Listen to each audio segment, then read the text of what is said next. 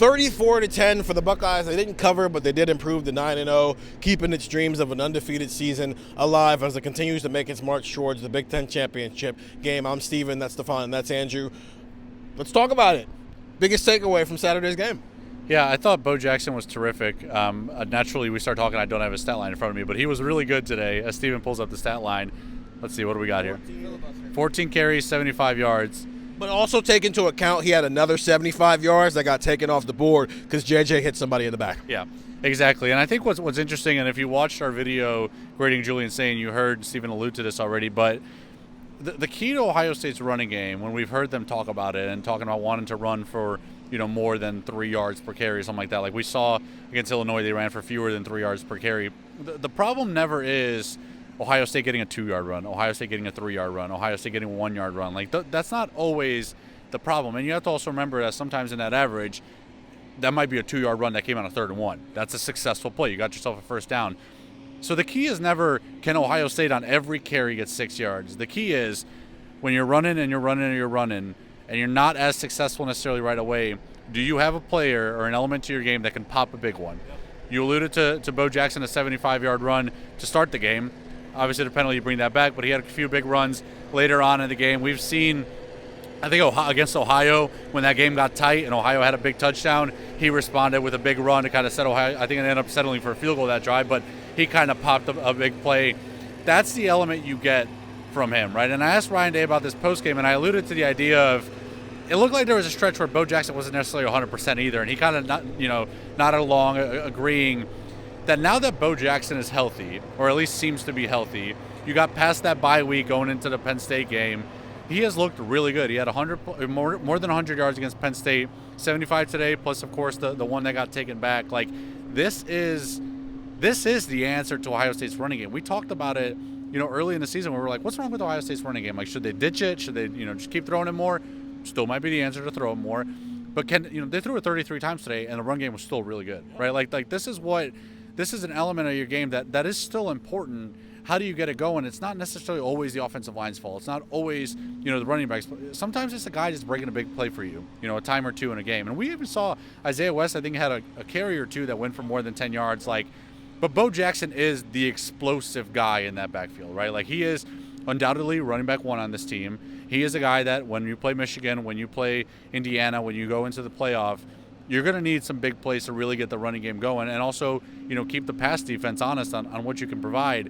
That's what it looks like. Like what we saw against Penn State, what we saw today against Purdue, when Bo Jackson's doing that, that's when you point at Ohio State's running game and say, boom, that's how you get 5 yards a carry. It's not necessarily, right? There might be 10 carries where only one of them went for more than 5 yards, but that carry went 75 yards. That carry went 30 yards, right? Like that's what you need in this running game. That's what the staff always talks about is, wanting explosiveness.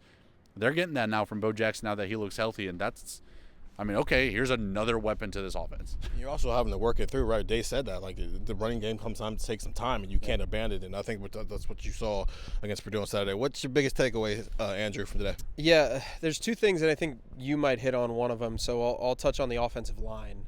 The offensive line, whether you want to say work in progress, whether you want to say building, whether you want to say today solidified something for you, there are still kinks to work out of this system before 3 weeks from today in Ann Arbor, Michigan. Like exactly 3 weeks from today, we'll probably be either just wrapping up our videos and doing whatever at the big house. And by that time, it might be snowing, which brings an importance to the offensive line.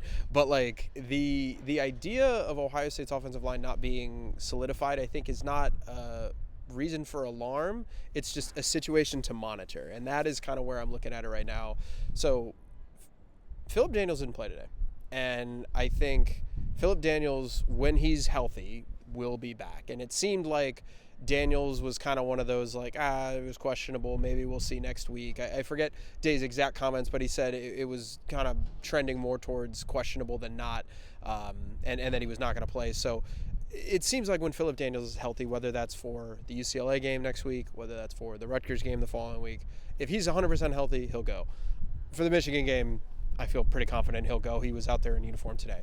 So he'll take that spot back. The right guard position has been a bugaboo for Ohio State kind of all year. and, well, 2 years, I guess, really, with the guard rotation last year. So Tegra Shabola played today. Ryan Day praised him on Tuesday for saying he stepped up, it looked better, he played better against Penn State. I don't think that was the case today. I think there were still issues there. Josh Padilla was not available. Josh Padilla, Ryan Day said, did not even make the trip. It does not sound like a long-term issue for Padilla, but they did play Gabe Van Sickle at right guard. And what that tells me is, one, they don't think Tegra can handle a full starter's load, which is true, I think, very, very clearly. But two, they are now kind of opening other doors for an option, an answer. Because when Josh Padilla wasn't there, it would have been very easy to say, well, the sixth offensive lineman ain't going to play. I know we're going to rotate a little bit, but maybe we just play Tegra a little bit more and we just get him more reps. It would have been very easy to do that, and they didn't. So I think they are kind of pulling some levers and pulling some doors and kind of checking behind every crevice to see if there is a better solution for them, whether that's Tegra's a full-time starter, somebody else is a full-time starter, a rotation, what that percentage looks like. The offensive line does have question marks. I don't think that they were necessarily great again today. Last week against Penn State, there were definitely some struggles against, a better pass rush, one of the better pass rushes that they had seen in quite some time, in quite some weeks. This offensive line, I think, is not, like I said, a concern at the moment. But I do think it is something that if you are an Ohio State fan watching this, if you are Ryan Day, if you are Tyler Bowen, if you are anybody that is kind of involved in this thing, you would like to see cleaned up a little bit in these next 2 weeks, because the way that I'm looking at this is you have 2 weeks left of dress rehearsal before the real show starts, because the real show starts on the road against Michigan, and then presumably you're going to have a Big Ten championship game, and if not, you're going to have the playoff right after that. So this thing has got to get rolling for Ohio State's offensive line. I'm just keeping an eye on that, because I think, once again, they weren't exactly clean. There were some issues there, and with questions about health now, with questions about who's going to play at right guard, it is something that you need to take note of going into the final 3 weeks of the regular season. I don't think it's a question. That was not good. That's and like Ryan Day all but said, that was not good. And he said Josh Padilla, hopefully they get him back next week, but for sure within the next 2 weeks we'll get him back. He did not make the trip. Yeah. So whatever he's dealing with, at most he's out for the next 2 weeks, which is unfortunate because you might not get him back until Rutgers, the week before Michigan game, which is not ideal, but he's also played some snaps at this point, so it's kind of fine there.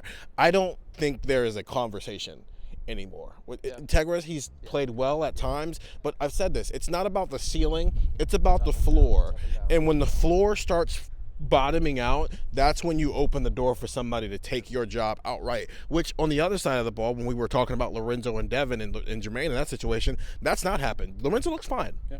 Does he have his flaws? Sure. So does Devin Sanchez. So does Jermaine Matthews. So does everybody else on his team. Nobody is perfect. But there were some things they couldn't execute today because of the right side of the offensive line. And some of that is just Ian Moore's learning. And he's played 68 snaps or something like that career coming into this game. That was never going to look perfect. But I think it looked fine if you needed him to come in for a pinch. Right guard didn't look good. And that's going to have to be a decision at this point, whether it's Gabe Van Sickle coming along in his second year, the back half. I don't think it's unreasonable to think the second year in the back half you're ready to perform for the team, or it's getting Josh Padilla healthy and getting him out there. But that can't continue for the rest of the season here. With that being said, and Stefan, you wrote this at the buzzer, the idea of with some of these guys out, we got to see some of the guys in the background. And Day was kind of pushing this today, this idea of it wasn't perfect, but it was necessary because guys are learning. I think that last drive where Purdue scores to cover, essentially, right? Backdoor cover in that situation, that is a prime example of that was a bunch of young guys who were twos who haven't played a lot of football where they didn't get to stop. If you remember 3 weeks ago against Wisconsin, they did get to stop, but those are guys who are learning on the fly. And so while you're frustrated that it doesn't always look pretty, it's necessary, and that's kind of the point of the next couple of weeks here. I don't think you do this against Rutgers because you're trying to gear up for the rest of the year, but this Purdue game, next week against UCLA, I think those are perfect moments to let these guys go out there and make mistakes, because at no point in this game were those mistakes going to lead to Purdue pulling off an upset. Ohio State has played 9 football games, and they have been in control of 9 straight football games. There has not been a single point this year where I thought Ohio State was going to lose a football game. So when that's true, it felt like a practice today, but necessary because nothing teaches you more than game reps. So while the tinkering can be annoying, it can be frustrating to watch, it's necessary, which is why Ryan Day said on his radio show that when it's time to step on the gas pedal, they'll do that. November 29th is the time to do that. Anything before that is making sure you have every base covered so that you can play whatever style of football you need to play to win a football game, even if it's not always the greatest thing to watch in the world. I thought it was necessary, and Leroy Roker has a moment to learn from. Devin Sanchez has moments to learn from. Riley Pettijohn has moments to learn from, and all the way down the list there. 614-350-3315, 2-week free trial, $3.99 after that. Final road game before the game. At the end of this month, Ohio State returns home for the first of its two final home games of the season against UCLA. Nico Iamaleava coming back to Ohio State for another night game. It didn't go very well for him the first time. Let's see if this one goes any better. That's Stefan, that's Andrew, and I'm Steven. Talk to you guys later.